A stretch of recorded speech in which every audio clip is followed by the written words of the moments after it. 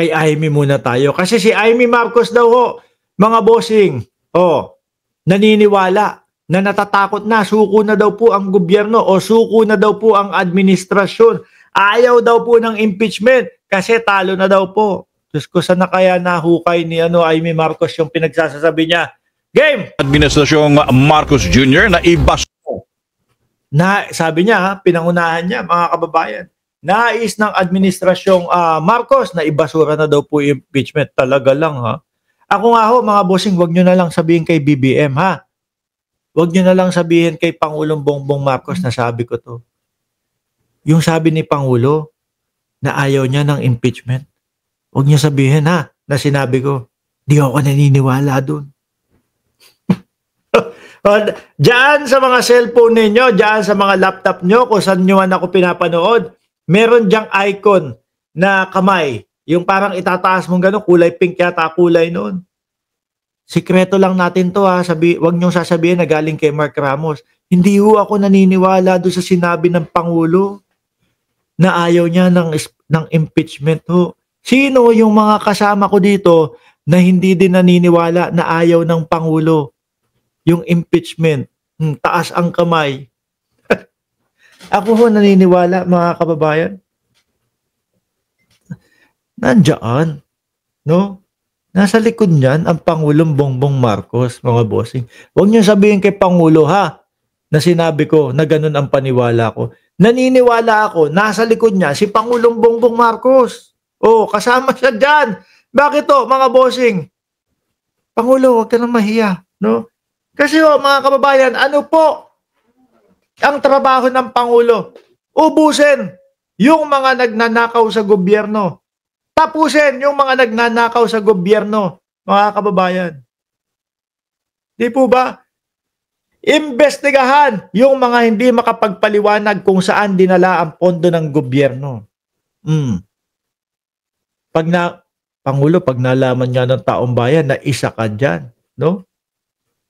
Na isa ka sa nasa likod niyan, matutuwa pa sa iyo ang sambayan ng Pilipino. No? Kasi po, ang problema ng sambayan ng Pilipino at ng Pilipinas, mga kababayan, ay corruption po. Kaya itong nakikita kong impeachment na ito, na kasama po is yung confidential funds na hindi maipaliwanag, mga bossing, ay napaka halaga at hindi pwedeng basta na lang po baliwalain at sabihin. No? At sasabihin na, hindi pwedeng hindi pwedeng, tumawid ng 19th Congress. Pumunta sa 20th Congress. Sabi ni Amrel, Hoy Mark, bakit lalo ka pumopogi? Sayang, wala akong anak na lalaki. Ewan ko po, ako. Araw-araw naman po, tumatanda ako ng isang araw Magku-41 na nga ho ako, mga kababayan. Kaya, hindi ako naniniwala dito sa sasabihin ni Senadora Amy Marcos na suko na ang administrasyon. Pakinggan nyo po, mga bossing. Pinapangunahan Badat! Iniwala si Senadora Amy Marcos na nais ng administrasyong Marcos Jr. na ibasura na ang impeachment trial ni Vice President Sara Duterte. Hindi ako naniniwala doon. Hindi ho ako naniniwala doon, mga kababayan. Unang-una, isa siya.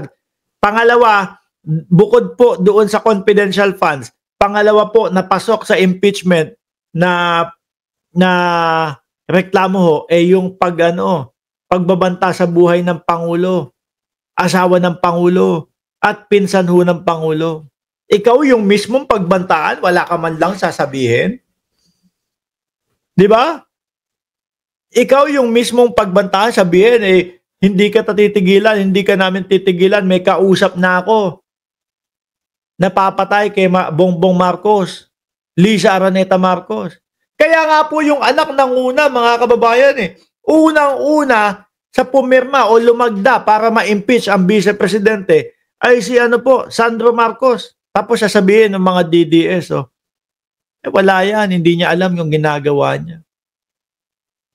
Naalin lang ng Pangulo si Sandro Marcos kaya pumirma. Normal na yata na ganun ang maging reaksyon ng anak kapag yung tatay niya ang pinagbabantaan. Di po ba? Kaya hindi ako naniniwala dito sa sinasabi ni Jaime Marcos na gusto na din ng administrasyon na babasura yung impeachment. Naku. Balita hatid mula sa Senado ni Radyo Patrol, Robert Manok. Yung Robert! Legit ng senador maging mga taga-administrasyon ay ayaw na rin na matuloy ang impeachment trial dahil baka ma-acquit lang ang vice-presidente. Naniniwala Oh. Yun naman pala eh. Mukhang malalakas naman pala ang loob ninyo eh. Mukhang malakas naman pala ang depensa ninyo. Bakit hindi pa ituloy? Diba? Bakit hinaharangan nyo pa? Bakit kayo mismo na magja-judge ang nagsasabi matatalo na yung impeachment? Di ba bias yata sa aming mga Pilipino yon? No? Na nakapaghusga na kayo kahit hindi nyo pa naririnig, hindi nyo pa nakikita yung mga ebidensya, hindi nyo pa nakakausap yung mga testigo. Oh, kaya madami ho ang nagsasabi, yung mga nakakasama ni Inday Sara Duterte, yung mga araw-araw na kasama at yung mga sumisigaw, natalo na ang impeachment, sumisigaw, nahaharangan namin ang impeachment nang hindi pa ho nag-uumpisa, dapat i-inhibit na daw ho, mga kababayan. Di po ba? Total naman, ayan, sinasabi ninyo, natalo na ang impeachment. Bakit hindi nyo pagbigyan? Marinig ng sambayan ng Pilipino. Di ba? Malakas naman ang loob ng prosecution panel. Pakinggan nyo lang. O baka ayaw ho talaga nilang marinig, mga kababayan, ni katiting na patungkol dun sa impeachment kasi nga po, mukhang ang depensa nila ang mahina. Ako po, kung ako naman ang didepensa at alam ko yung depensa ko, lahat ng pag-uusapan natin maidedepensa ko. Naku po, sasabihin ko pa, tara tuloy na tayo, bilisan natin, wag nyo nang udlutin. Di ba? Sabi ni Amrel Renosa, true bias talaga, naglilingkod sila sa mga Duterte, hindi sa taong bayan. May something ang mga yan para may mga sekreto. Obvious na guilty. Pero mo sandamakmak sa resibo pa lang ho, kapag ka nagkatanungan doon sa resibo mukhang yari na ho sila doon Ipit na sila doon Mismo pong opisina ng Vice Presidente at opisina ng Department of Education ang nagpasa ng mga resibo na yon sa COA. Paano mo nga naman ipagtatanggol ang sarili mo yon? Tapos ang mga nakitang mga pangalan parang pinaglaruan lang po.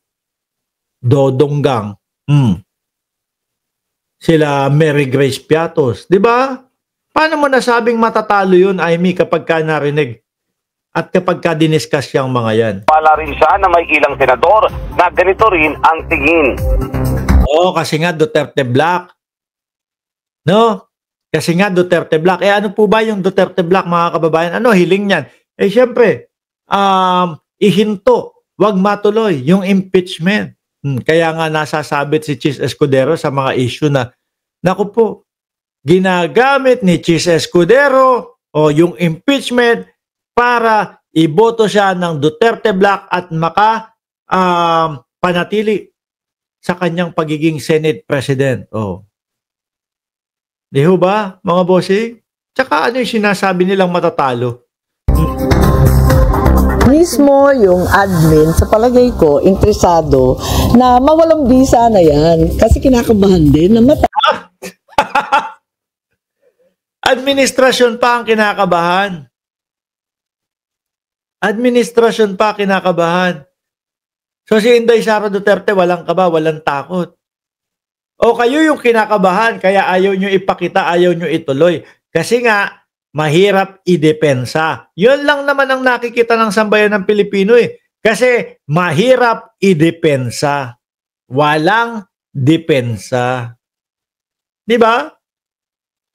Pagka nagkatanungan, ganito, Sara, sino ba ang nagsulat nitong mga ito? Sino-sino itong mga tao na ito? San mga nakuha? Bakit ang mga sulat na ito, parang iisang tao, iisang sulat lang, iisang tinta lang ang ginamit? Bakit itong si Kokoy Villamin, may Kokoy Villamin sa DepEd, may Kokoy Villamin sa OBP, pero magkaiba ang pirma? Sino ba tong mga to? Wala na. Tapos na. Bakit mo pinagbantaan? Sinabi mo sa Pangulo, meron ka ng kausap. Nagpaplano na kayo na patayin si Bongbong Marcos pag may nangyari sa... Wala na. Di po ba? Paano nila ipapaliwanag ho yun, mga bossing? Paano nila palulusutan yun?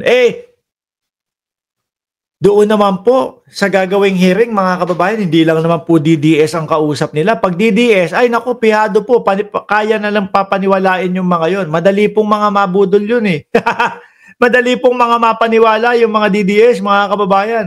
Pero syempre ho, mga mambabatas din yung mga kausap nila doon, kaya may kaba, may takot sila na maumpisahan ho. Baka sila lang ang masabon. Di ba? Oh. Halo, aminin natin. Di ba mas mahirap, mas nakakahiya kapag nagkaroon ng paglilitis at matalo. Kaya